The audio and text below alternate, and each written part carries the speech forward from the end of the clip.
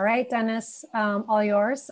Thanks, folks, for joining. We've got Denis who's going to demo MultiCluster Istio with Gloo Mesh. And if you are having, Tom, I know you mentioned you're having some issues with the audio. Please feel, if you're welcome to unmute, and folks who can, you're welcome to unmute and ask questions.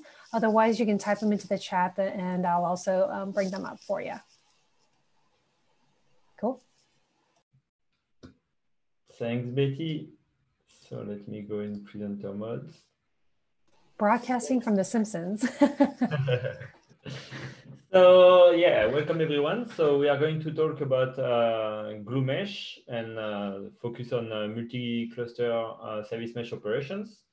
We'll do a live demo. So I'm going through some slides at the beginning, but then it will be mainly a mix of slides and demo. And so I'm Denis Jannot, Director of Field Engineering at Solo, based in EMEA. So just before we start about discussing about the multi-cluster challenges, I will briefly show the two current options that people have when they want to use Istio across multiple clusters. They can use what we call the shared control plane, which means that you have one control plane and you have multiple Kubernetes clusters. And that works if you have a flat network, but that's really not commonly used. The most popular approach is what we call the replicated control plane. And you will see in Istio 1.8, the names have changed a little bit, but the idea is still the same, that you can have multiple control plane or unique control plane, and you can have a flat network or not a flat network. So we'll focus on this one, which is the most popular approach. It's more flexible because they can be in different networks. They can even be in different clouds. You can have one on-premise, one in a public cloud, and so on. So there are many challenges here. We'll go through them in more details, but we'll speak about the federated trust and identity. So how one service in one cluster can trust another service in another cluster, so that we can have like end-to-end MTLS. How we can allow communication between the clusters. It's not very easy in Istio, and we'll show you how we can simplify that with Gloo Mesh. And we'll speak also about access control, because as soon as you start to have like multiple services and multiple clusters and you want to allow cross-cluster communication, obviously you also need to think about access control in a global way. And we'll go through some other topics, but let's jump in. So quickly, Gloo Mesh is composed of several services. The open source version only has the discovery and networking services, and the enterprise version that will be available in beta soon has also two additional components for Airbag and UI, but I'm going to show you that later. So the two main services, the one you find in the open source version, are called discovery and networking. And basically, the discovery one is responsible for discovering all the workloads running on the different clusters. And the networking one is responsible for making your life easier. So basically, you define your traffic policies and access policies in a very simple way globally. And then this service is process is responsible for translating that into multiple Istio objects. And we'll focus on Istio here, but be aware that we are also working on integrating other mesh technology like App Mesh and OSM. So that's the same principle. It will be translated in this case in App Mesh or OSM objects instead of Istio ones. So I'm going to skip that. For the demo, I'm going to use a lab. Basically, it's a VM where I have like 3 kind clusters running inside. One where I have Gloo Mesh deployed, and you still see I've refreshed my presentation everywhere, but I still see that I missed one icon here because that was the previous name we had, which was like Service Mesh Hub, and that's a good way for me to tell you about this change, so that if you were already aware of Service Mesh Hub, we now call it Gloo Mesh, but that's the same project. So Gloo Mesh can be deployed in a cluster where you already have Istio, but it can also be deployed in a kind of management cluster, and that's what we are going there in this environment. And you see, I have two other clusters where I have Istio running, and it's a VM in Google Cloud, but that could be anywhere. And what I did is that I deployed the Bookinfo application on both clusters. The only difference, so you are probably familiar with this application if you have already used Istio. It's composed of multiple microservices. The main one, which is called product page, which is the front end if you want. And this one calls backend services to be able to display information on the main page. And you see the only difference is that the reviews microservice on the cluster on the left, which we call cluster 1, has only version v1 and v2. And on the second side, you have v1, v2, and v3. And you'll see the demo will use that to show you that from the first site, we are able to reach v3, which is on the second site. So as I said, the first challenge is about like federated trust and identity. And the way Istio identity works is that the service has a sidecar proxy running with Envoy, and this agent that runs there is creating a certificate request, and it asks the Istio daemon, the control plane, to sign that certificate. And basically, when you deploy Istio, the control plane in one cluster, you use like a CA certificate to sign these different certificates. And the CA cert that you have in the other cluster is different. So the first challenge is that now if you want one service in one cluster to trust a service in another cluster, you need to make sure that the certificates are issued from the same root certificate. So you can do all this stuff manually, but it's quite complicated, and I will show you how we made that easy in Gloo Mesh. And the other thing that is quite important is that when you have multiple services in multiple clusters, and you need to have like a unique identity for each service. And the way it works in Istio, it's that it's using something we call a SPIFFE ID. And if you look at the way the SPIFFE ID is created, is something like SPIFFE : the trust domain, which is by default cluster.local in any cluster you deploy, /ns / the namespace /ss / the service account used by the pod. So first of all, you need to make sure that each pod, or at least its service, is using a different service account. But also, as you can see, because the trust domain is cluster.local everywhere, then that means that if you have different two pods in two different clusters that are using the same service account in the same namespace, then there is no way to differentiate them. So it's important to deploy your Istio clusters with different trust domains so that you'll get like unique identities at the end.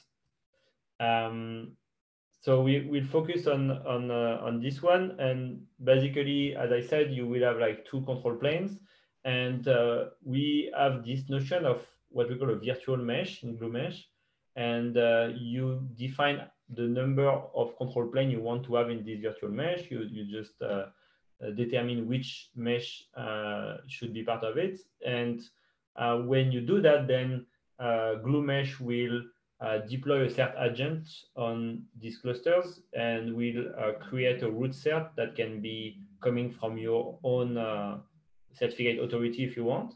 And then basically it will create a new CA cert for each cluster, and that will be considered as an intermediate certificate. And this intermediate certificate will be used to sign the certificate of all the services. So that's at the end, one service on one cluster can trust a service on another cluster. So that's all the magic that happens in Gloo Mesh. And And if I show you, because I already created it here, I can show you how I did it. So you just like have like a very simple YAML here. Oops, I think it's a little bit later. It's not there. A little bit before.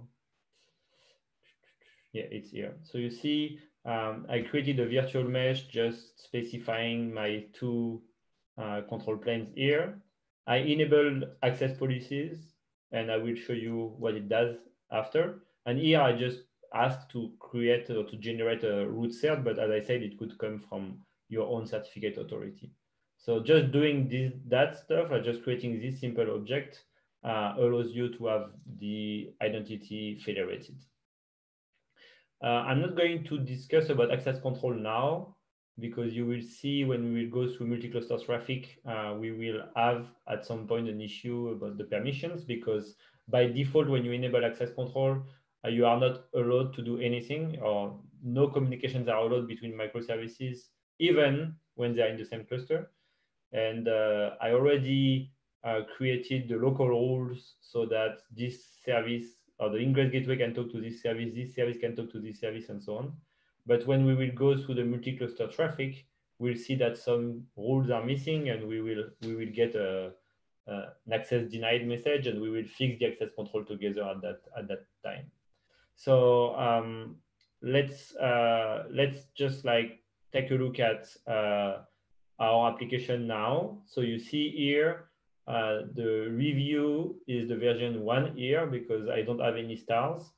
If I refresh, sometime I will get black stars, and this is the V1, the V2, sorry. So V1, no stars, V2, black stars, and V3, red stars. But I will not get any red stars because, as I described before, we don't have the version 3 running here.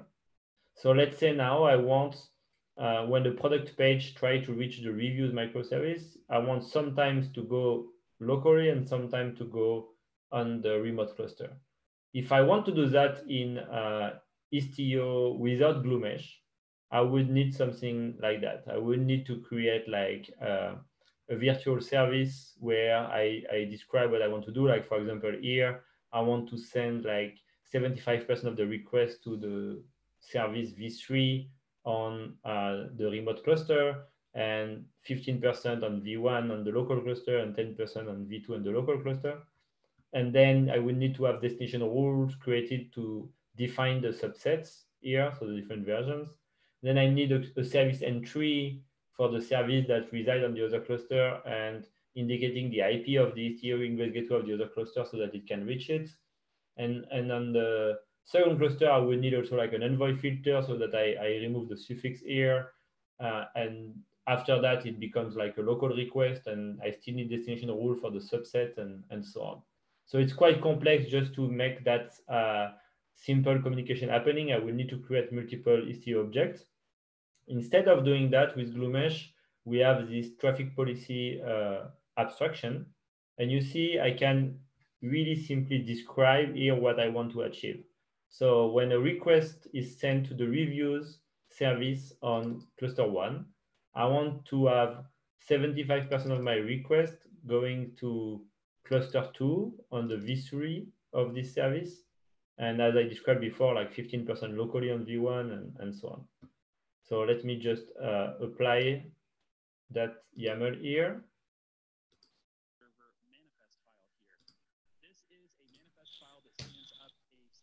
And now, if I refresh, I should quickly see here that it tries to reach the version 3. It's even able to reach version 3, but version 3 is not able to communicate with the rating service. So if I go back here in my diagram, I see that this communication here from the product page to the reviews service is happening, but this one is not, because I didn't create a policy, an access policy for that.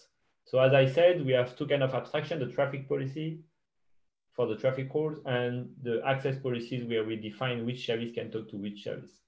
And the good thing is that you can create everything with CRDs like I've just shown you, but then you can also use the UI so that you see what has been configured. Will, sorry, hang on, Dennis. Will, do you have a question?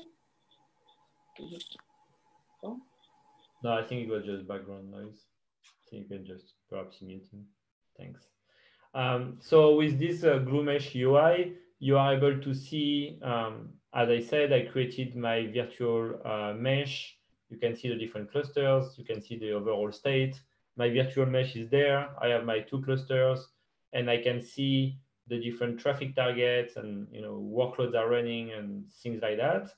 And if I go to policy, I can see the simple policy I created here. And you see the weights I have described in my YAML. And what's nice is that it also shows you, based on the rule you created, what are the workloads that are impacted and what are like the traffic targets. And you see that here. But if I go in my other policies, you see I also have access policies, and I already created them to allow the local traffic. And if I look at the reviews one, what I did here is that, as you can see, I allowed the reviews version 1 on cluster 1 and the reviews version 2 on cluster 1 to talk to the rating on both clusters. But I didn't allow the reviews on cluster 2 to talk to them. So that's what I'm going to do now. And that's why we don't see the rating for the moment. So the way you create an access policy is quite straightforward.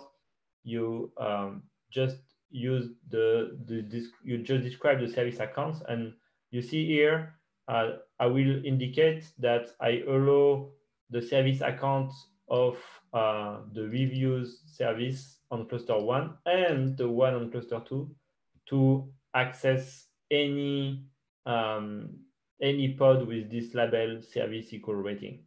So because I had only that before, I didn't see the reviews services of the second cluster, but only the one of the first cluster in the UI. So if I apply this here,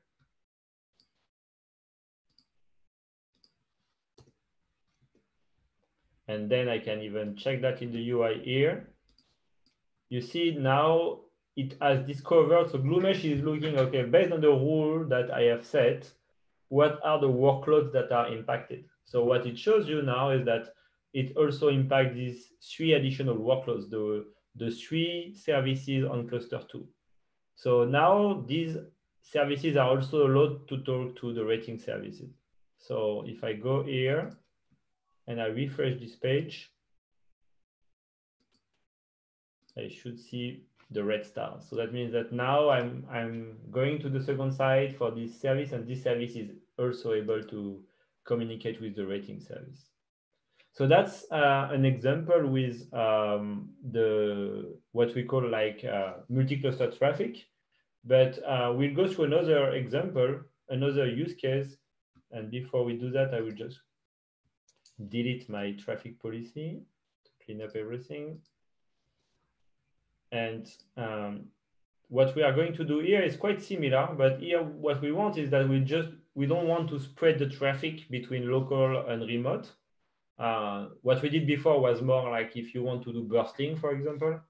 But here we will do like a failover. So that means that, okay, I want to use like the local review service if I can, but if this service becomes unavailable, then I want to use the one that is available on the other side.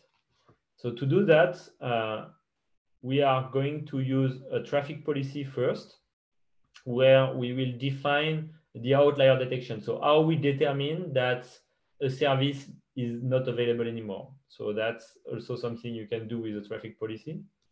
So I'm going to apply that here. And then, oops, I don't know why it clicks. Okay, and then I'm going to create what we call a failover service.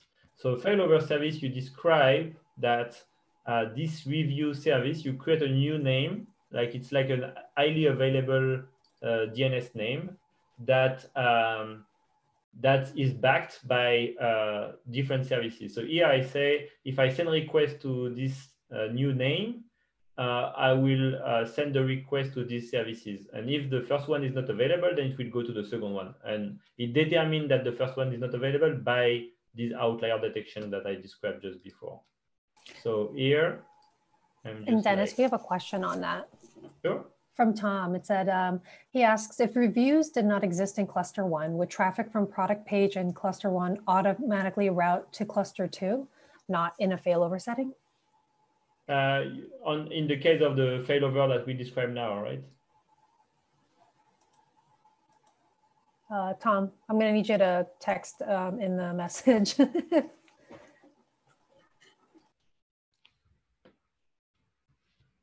Because here, I mean, like, if you have this failover service and this service doesn't exist or doesn't exist anymore, then yes, it will go to the next one.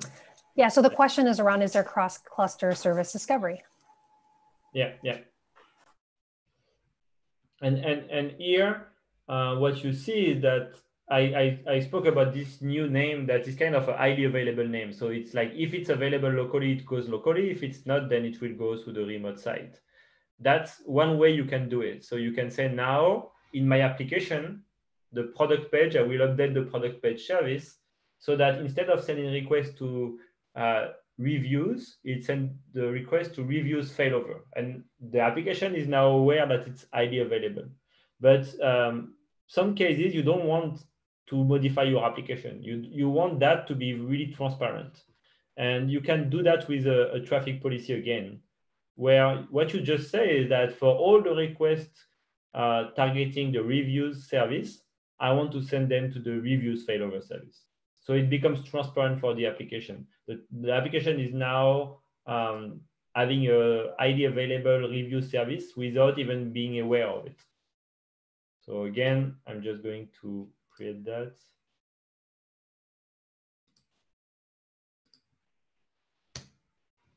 And to check that everything works, I'm going to just like make these two services unavailable by just adding a sleep here. So replacing the command by a sleep. And very quickly here, I should see that I'm still able to get my application, even if the local services, so let's just up, that's okay, that's done. So now I am able to still see my services, and these are coming from the second cluster. Even if you see it's only the white and red, is just the way it works with Envoy, that it will just create two threads and it will use two versions by default.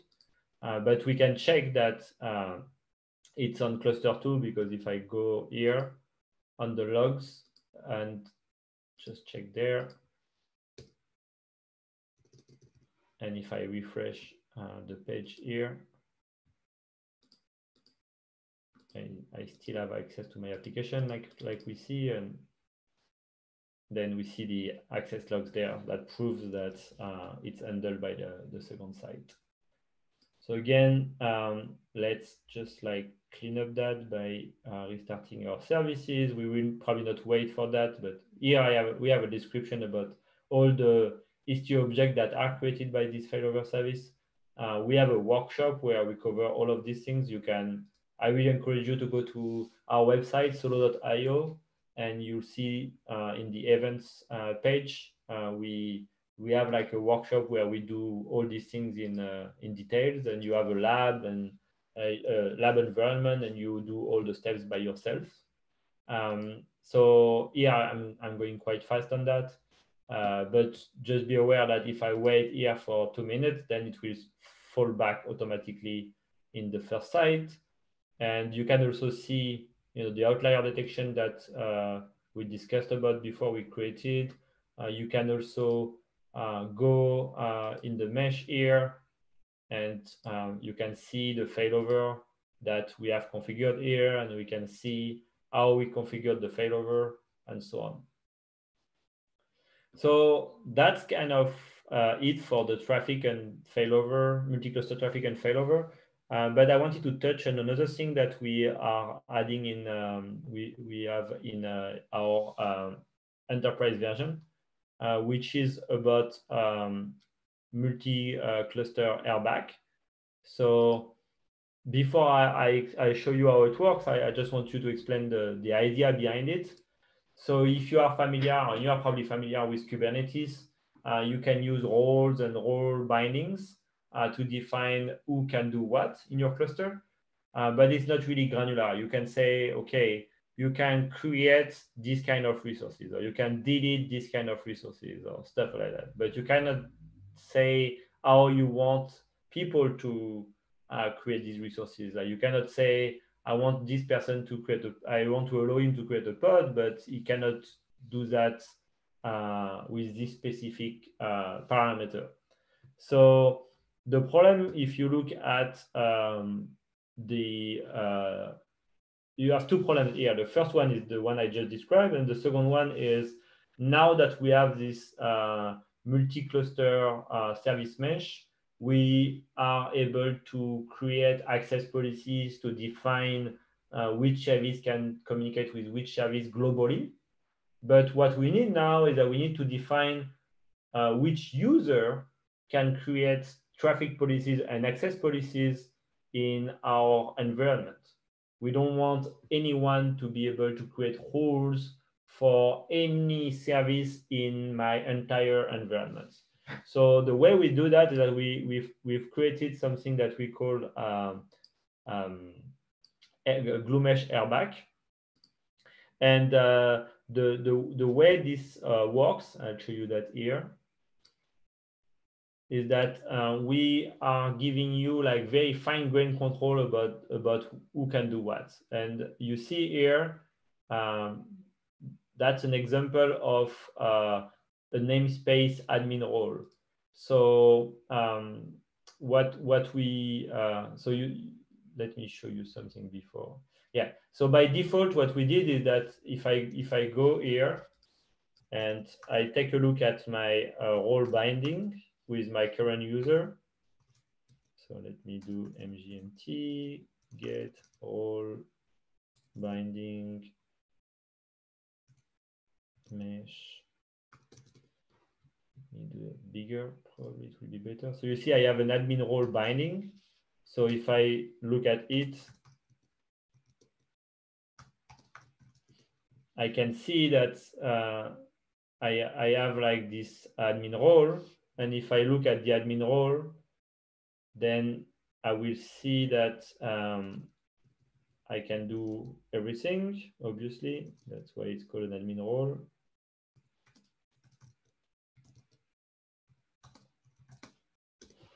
But you see it's very fine grained. You see I have stars everywhere because I am an admin, but you can define, if for example, if you completely remove the access policy scope here, that means that this role doesn't give you any permission to create access policies at all. Or you can do the same for traffic policy or failover and things like that. So you can define that, and then you can define very fine grain. You know, you can say, okay, this person can create like failover service and traffic policies, but I want them to be doing that only in their own namespace. So that's a very common use case. For example, instead of having like a namespace admin in your local cluster, now you can extend that idea so that you can have like a global namespace admin. So this person has a namespace on each cluster and is able to create like all these traffic policies and access policies in his namespaces. But that's it. He cannot create any rule that will impact other namespaces. He cannot allow communication between his namespace and another namespace. He's really just restricted to his own namespace. So that's one example we are going to show you now, but obviously I'm going to speak about a few other use cases after. So that's my traffic policy that I created before. You remember I deleted it. I removed the binding. Did I remove the binding? No, I didn't. So that's the reason. So sorry, let me delete that again. That was, where was that?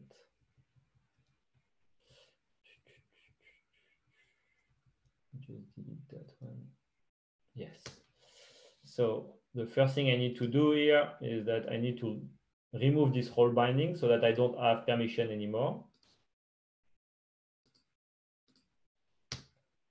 And now if I try to create this traffic policy, you see I'm not allowed because I don't have the permissions for that. But that's a good opportunity for me to give an example with a namespace admin. Let's say I want to now have permission that just correspond to the default namespace where I have my application running now.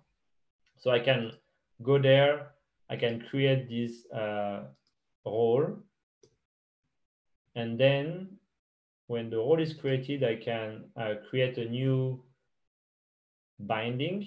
And you see, I will just get this default namespace admin role instead of being like admin of the full cluster. And now I should be able to create my traffic policy again. Yeah, you see, so I get like this admin role. And again, I did everything with these CRDs, but the UI is always there to help you, making sure that you can understand who can do what globally across all your clusters. You can really easily see that, okay, I have these roles and this role is only granted to this guy for the moment. So that also allows you to make sure that there is no like security hole somewhere. So I mean, I think it's most of what I wanted to show you. Just quickly, as I said, you have multiple use cases for the airbag. You could say this user can only use a specific virtual mesh. If you have, let's say, 10 Kubernetes cluster and you have Istio deployed everywhere, but you want to, I don't know, you want to pair them 2 by 2, then you create like 5 virtual meshes. Then you can create a role that will give admin role, but only for one of these virtual mesh. Or you can create like someone who can only create policies on one cluster, or can only define access policies, or only define traffic policies, and many other things. Like I gave you some example, but it can be really fine-grained. So yeah, that's all for this talk. We still have a few minutes if you have questions.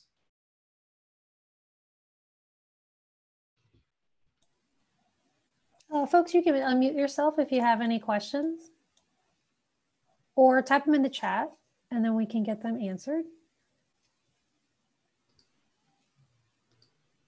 And we'll also be doing a demo tomorrow. We'll be doing at least one demo each day in this format. So tomorrow we'll have WebAssembly for Envoy. And then on Friday, we're going to do Gloo Edge. So API Gateway Ingress Controller. Yeah, and that's a good point. And a little teaser, you see this WASM here. So that's something we are currently integrating. So basically, you will be able also, with Gloo Mesh Enterprise, you'll be able to very easily define, okay, I want to apply this WASM filter in these specific targets. And then you can also see in the UI which services have are using this or this filter, and in the mesh CTL, which is our CLI, you'll be able to build your WebAssembly filter from the CLI. Then you'll be able to push it to an OCI compliant registry and so on. So that's a lot of good stuff coming there. So I don't think we have any questions. So let me thank you for attending. I hope it was useful. And obviously, you can also find us around in our booth, but you can also, you know, chat with us in the CNCF Slack. We'll be there. Oh, Tom is asking, does Gloo Mesh need access to the Kubernetes API, and does it work for private clusters? Yeah, so Gloo Mesh is not an online service. You see, it's running there. It's not a software as a service. It's really like a software you deploy anywhere in one of your Kubernetes cluster. And then, yes, it needs to access, it needs to use the Kubernetes API of the other cluster, so it discover the different services. You know, that's the discovery piece I have defined before. You could disable discovery and create your targets by yourself, but obviously you get more value out of it if you keep it enabled. But really want to highlight the fact that this is a software you deploy in your cluster, you know, in a DMZ if you want, or like there is nothing in the internet. Thank you, guys. Cool. Thanks, Dennis. I'm going to leave this open just so that if people stop by our booth and have questions, they can pop in. And folks, yeah, thanks for joining, and we'll see you later.